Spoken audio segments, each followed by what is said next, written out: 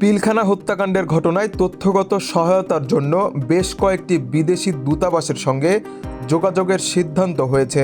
এ বিষয়ে পররাষ্ট্র মন্ত্রণালয়ে চিঠি দিয়েছে জাতীয় স্বাধীন তদন্ত কমিশন। বিডিআর বিদ্রোহে জড়িতরা এখন কে, কোথায় পালিয়ে অবস্থান করছেন তা জানতেই এই চিঠি দেওয়া হয়েছে। পাশাপাশি এ ঘটনায় তৎকালীন সেনাপ্রধান জেনারেল মইনুল আহমেদ ও ক্ষমতাচ্যুত প্রধানমন্ত্রী শেখ হাসিনার সঙ্গে যোগাযোগের চেষ্টা করছে তদন্ত কমিশন। এর কারণ হিসেবে তদন্ত কমিশন বলছে, জুলাই আগস্ট অভ্যুত্থানের পর অনেকে দেশ ছেড়ে পালিয়ে গেছেন, তাদের অনেককেই এই বিডিআর বিদ্রোহ তদন্তে লাগবে। এসব ব্যক্তির অবস্থান জানার চেষ্টা করা হচ্ছে।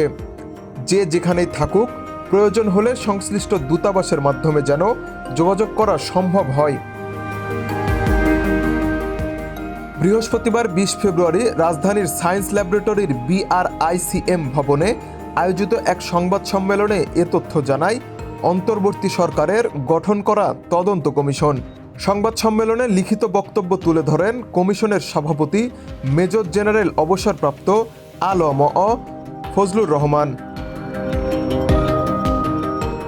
তিনি বলেন, রাজধানীর পিলখানায় 2009 সালের 25 ও 26 ফেব্রুয়ারি তৎকালীন বিডিআর সদর দপ্তরে হত্যাকাণ্ডে সেনা সদস্যসহ 37 জনের সাক্ষ্য নিয়েছে বিডিআর বিদ্রোহে হত্যাকাণ্ড সম্পর্কিত জাতীয় স্বাধীন তদন্ত কমিশন।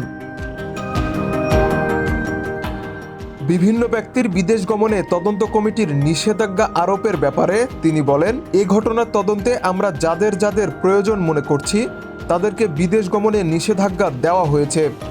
কারণ যে কোনো সময় কাউকে জিজ্ঞাসা করা প্রয়োজন হতে পারে। জিজ্ঞাসা করার সময় যেন আমরা তাদেরকে সহজেই পাই, সেজন্য বিদেশ ভ্রমণে নিষেধাজ্ঞা দেওয়া হয়েছে। তবে তাদের সংখ্যা আমরা এই মুহূর্তে বলছি না।